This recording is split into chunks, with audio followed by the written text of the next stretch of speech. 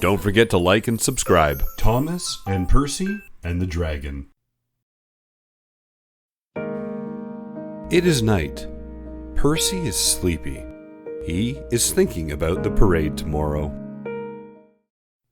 Percy hears a rumble. Something is coming. Percy opens his eyes. He sees a dragon. It is big and yellow and scary. "Oh no!" cries Percy. He shuts his eyes tight. The rumble fades. Percy peeks. The dragon is running away. The next day, Percy rushes into the station. "I saw a dragon last night," he says. "Scared little Percy," teases James. "You are off your tracks." Huh. James chugs off. Peep, peep, peep. "You just had a bad dream. Dragons are not real," says Edward.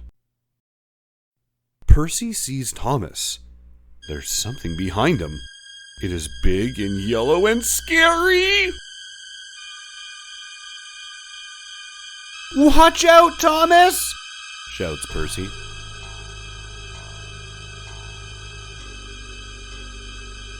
"There is a dragon chasing you!" "Silly Percy," Thomas laughs. "This dragon will not eat you. It's a paper dragon for the parade."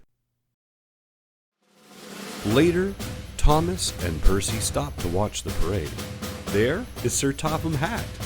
Next comes a band. "Here comes the dragon," says Thomas. "He is not so scary anymore," says Percy. "You were brave to tell me about it," says Thomas.